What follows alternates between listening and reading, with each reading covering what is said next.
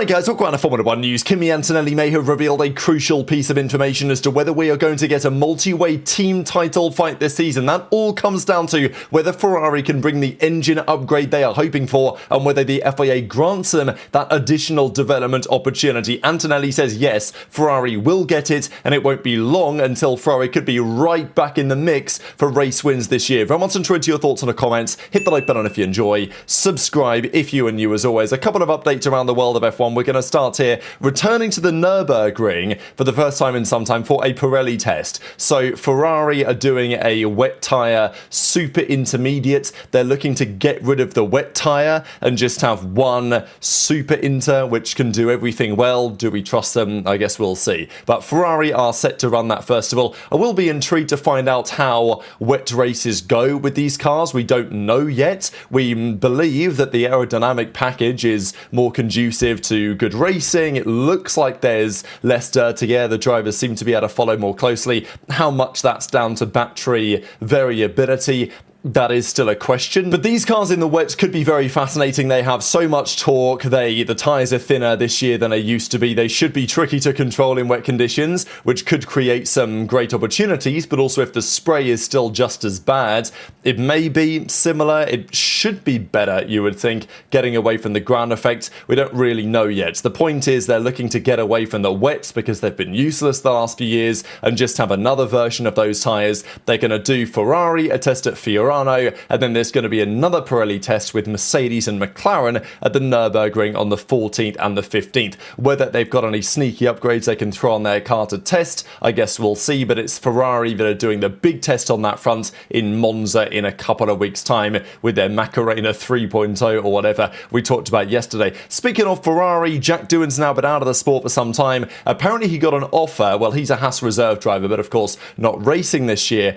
He apparently has received a WEC offer from Ferrari for 2026. So that's pretty exciting, and we'll see if that goes anywhere. I did see another rumour that Liam Lawson is yet another Formula 1 driver considering taking some time out of F1 and driving in something else. There was some talk about him going and racing a bit of Aussie supercars. So we've got Max trying to race the Nürburgring. We've got Stroll racing GT3s in this month break. We've got maybe Lawson considering it as well. Obviously Doohan's in a different spot because he's not driving full-time Formula 1, but it is worthy to note that you've got lots of drivers right now that don't seem to be especially keen on these regulations, to say the very least, and they're certainly looking to say, lads, I don't want to do the sim work, I don't want to drive these cars, get me doing something more entertaining, if the teams are on board with that, of course. Fernando Alonso, his son, who's just been born, has received a paddock pass, which is pretty funny, and his name's Leonard, which is interesting because there was some reports in the media, I think, that Fernando had also called his son Fernando, so it was going to be a Fernando Jr. That's not the case, but anyway, thought this is quite cool to see, to be fair, and he says the first of many, so who knows,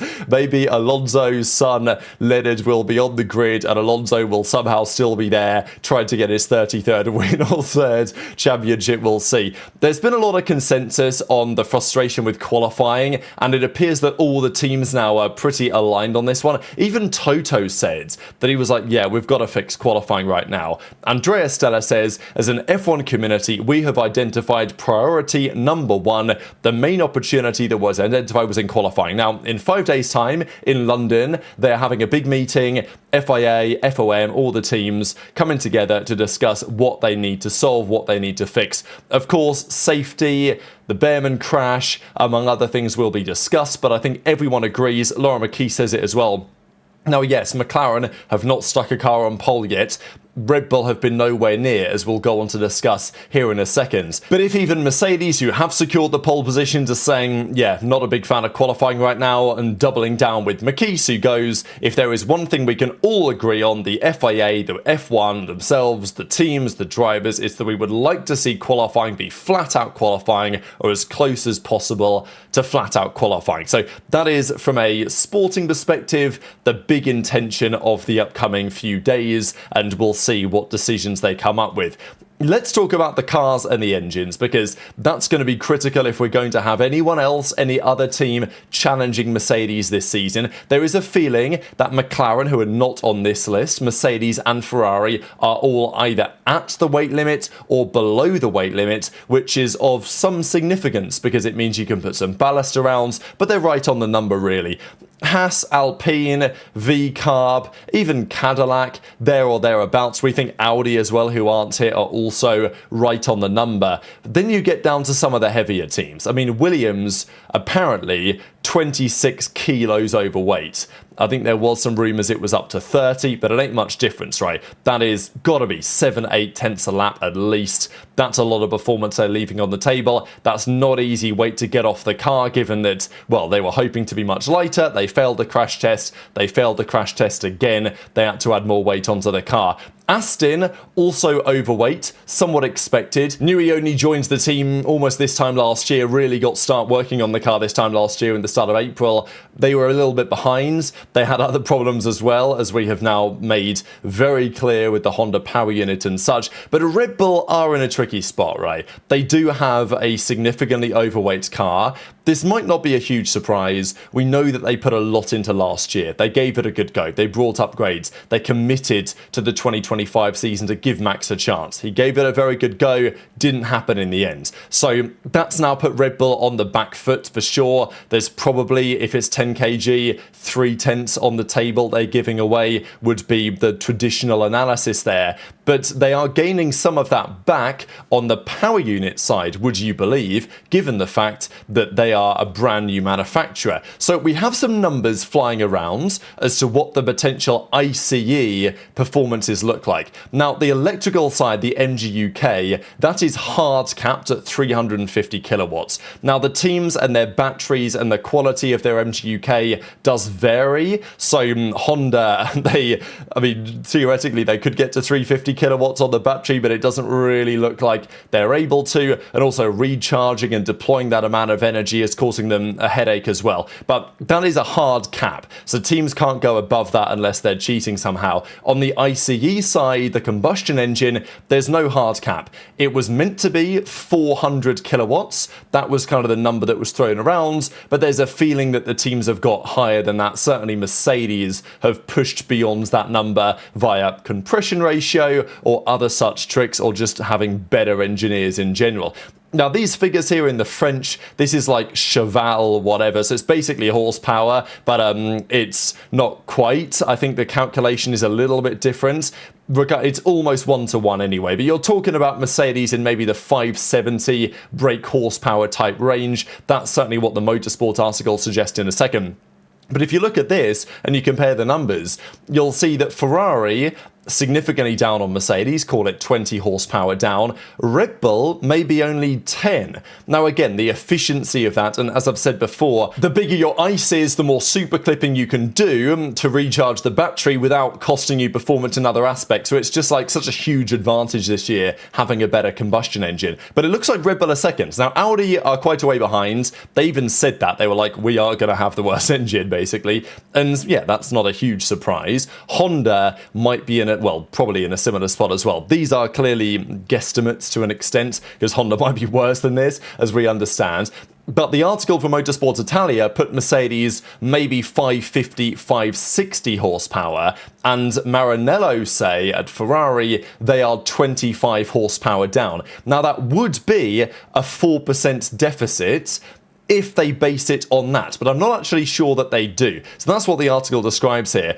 A 2% deficit. So the reason why we're talking about 2%, 4% is because the additional development and upgrade opportunities, that's when they kick in. The FIA will say, we thought it was after like round 6, so it would have been like Miami, shortly after Miami. Of course, we're now missing round 4, round 5, so are they going to push that back? Are they going to keep it where it was? It's not 100% clear. The point is they're going to do testing around about the Miami Grand Prix. It should be early May to see where the engines are, and based on the performance offsets, then they will say, okay, you guys have an upgrade. You guys, if it's more than 4%, have 2 upgrades that you can bring this year. Again, there are some questions. Can they bring an entirely new engine? Can they bring a new component within their engine? It's the rules are a little bit grey on this one. There might be different interpretations, but this is what every team will be trying to qualify for, and what Mercedes will be trying to stop them qualifying for, right? If Mercedes can withhold some performance, but the FIA say that you can't play any of those games, we have it on our dyno, we have it on our test bench, we see what you're doing on the track, you can't do any sandbagging type games. But obviously it applies to the other teams as well. If they can pretend they have less horsepower, then it's an advantage for them. So all the teams will be trying to trick the regulators. The regulators say we've got it under control. But if you are 2% down, then you get 1 upgrade. If you're 4% down, you get 2 upgrades, etc., etc. You also get more resources, so they give you more money, or at least you have more allocation in the cost cap to develop and put money in. So there's no clear engine freeze. And as we know, the Ferrari is down on horsepower. If they have any chance of winning races this season, or certainly winning the championship, they could possibly win races anyway. Like if things went their way, a timely safety car or something, I think Ferrari could still win races right now. McLaren are in the same ballpark as well, but of course they have the same Mercedes power unit. Clearly their chassis isn't quite as good, and they have a lot of work to do themselves if they're going to be on Mercedes level. So I don't think that McLaren are going to be a title challenger. The real hope, if we have one, is that Ferrari bring an upgrade. It looks like they've got a fantastic chassis. They've got 2 great drivers. So they could be in the mix, and they might be in the mix not too long from now, because if Miami, the decision is made, then within maybe 3 to 4 rounds after that, then they can bring the new power unit. That could significantly change the game. But of course, the 2% of 550, 560 is 11 horsepower. But I don't think it's based on that. I'm not 100% sure. But as far as I understand, the 2%, 4% rule is based on the total power unit output rather than just the ICE. If that's different, then it does change things. But I thought it was to do with the whole ICE output, or the whole power unit output, which is near enough 1,000 horsepower, right, once you add in the electrical component, which everyone seems to be in a similar spot. So there's some debate on that. Again, F1 is never particularly clear-cut. The conclusion, however, from the article is that Ferrari, Honda, and Audi will get approved for this upgrade.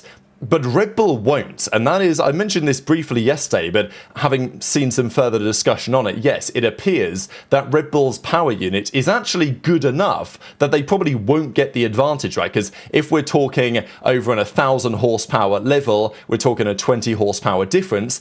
If that's the 2% number, if the Red Bull ICE is only down 10 horsepower, as was rumoured we saw in a second, and the power unit from the MG UK side is the same at 350 kilowatts, Red Bull wouldn't qualify, which is, first of all, an incredibly impressive job done. Now, you want to qualify, really, don't you? You want to be just about enough to qualify for an upgrade. But it's very commendable for Red Bull that they've created a power unit which is not particularly reliable, as we've seen so far, but it is at least, we think, the second best power unit on the grid. Better than Ferrari, better than Honda, better than Audi. You know, that's particularly impressive, right? However, it does leave the door open, because it also means, well, if you've got the second best power unit, why isn't Max Verstappen on the podium every week? Well, the answer to that question is because the chassis is terrible. Hadjar even said it. We have a good power unit, the engine is good, the chassis is terrible. We're just so slow in the corners. And this is, you know, why, again, Pierre Wache was under fire today. Look, is it totally his fault? Probably not. But it ain't pretty, is it, right? Red Bull have come up with a chassis design which is clearly way off the boil, and yeah, they do have that very old wind tunnel, but it doesn't feel like since Newey left they really have a good grasp on what to do over there. And even they brought an upgrade, as we understand, to the most recent Grand Prix in Japan. And Max said it did the opposite effect. So that's not ideal for Red Bull. And Laura McKees has also been quite clear that there's only one driver, certainly right now, like Max Verstappen, at least that Red Bull have potential access to, and we really can't afford to lose that. But that is becoming an increasingly likely possibility with not just the state of the engine, but also the car, right? Of course, Max isn't happy with these regulations, the way they operate, the way you have to drive them. Sure, that is a key debate. But if they don't get any ADUO, they can't bring an upgraded power unit. and they've got to do all their work on the chassis side, which doesn't seem especially convincing right about now. So Ferrari expected to receive this approval, and what's remarkable is that Kimi Antonelli apparently has just straight up said it. So I mentioned this yesterday when Antonelli was doing a little bit of media following the Japanese Grand Prix, talking about his title challenge this year with George Russell, and saying a couple of things that he might not have said if he was like very well media trained. And look, I'm all for it, right? These younger drivers put a camera in front of their face and a microphone. But Antonelli says Ferrari has been granted ADUO. Now, again, I don't know if they actually can be granted it yet. I think the time frame is still upcoming, but there's certainly a feeling that, yeah, they will get access to this, which will allow them to develop the engine. They will definitely get much closer because the car is already fast, and if they also manage to improve the engine, they will close the gap even more. So this is now the key point, really. Ferrari will make good use of the ADUO. They'll get very close to us. The car's competitive. They'll be closer. So, look, it is potentially a matter of time. Ferrari, probably on this evidence, do have the best or the joint best chassis with Mercedes. Certainly the rear of their car is very impressive, I think, so far, Ferrari, but we know that their engine isn't good enough. You know, if they are 25 horsepower down, as is the rumour, it's just such a big loss that they're suffering everywhere. On some circuits, they'll get away with it. Other circuits like Monza, where they will want to win, they most certainly will not. Mercedes won't be able to do anything. Their engine is the best. They are the benchmark. They will have to be frozen on that front. That means that Williams, Alpine, McLaren have nothing they can do either. But Ferrari may. Now, what will Ferrari do? Are they going to work on a version with this compression ratio trick to try and copy it? But they're potentially shutting that down in June. That is at least the rumour. Well, that is the new date for the engines to hit the new test, which Mercedes think they're going to pass anyway, but who really knows at this point? What are they going to do about the turbo? That's been one of the other questions. We know that Ferrari have a smaller turbo on their car. It's not drastically smaller. The feeling is it's probably 10% smaller than the Mercedes because there's actually regulations that limit you in terms of how large or small you can make the turbo quite restrictively. So it's not like they've got a turbo half the size.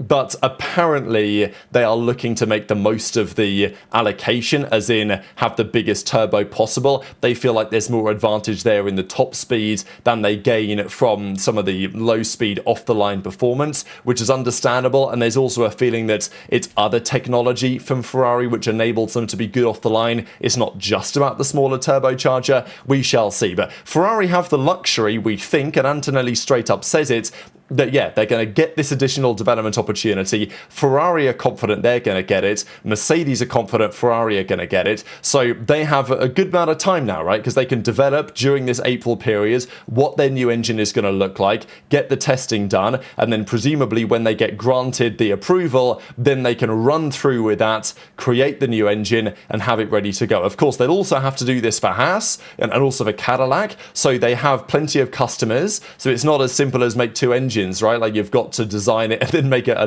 bunch of engines to make sure all the teams have it. That is not going to be an overnight solution. The rumour was we're talking Barcelona, maybe Austria. So early part-ish of the European cycle, that's when they're looking really to get the new engine ready for. That would be the plan. If Antonelli is right that it's going to be a big deal, we'll see. Obviously, Ferrari are still kind of in the mix, but I mean, they are still in the mix for the championship. We're 3 rounds in, it's early days. If Ferrari can start putting together a winning car, which will take really a new engine, certainly to do it week in, week out, then we could still have a fight on our hands. And as I've said a couple of times now, from the Ferrari perspective, they are in many respects kind of fortunate that there are no Grand Prix this month, because they are Grand Prix that very likely Mercedes would win. But the closer that we get to Miami and the ADUO situation becoming ever more clear, then we start to get some answers on our hands. So very much interested to your thoughts on all this stuff in the comments. Hit the like button if you enjoyed, subscribe if you're new, take care, and I'll see you next time.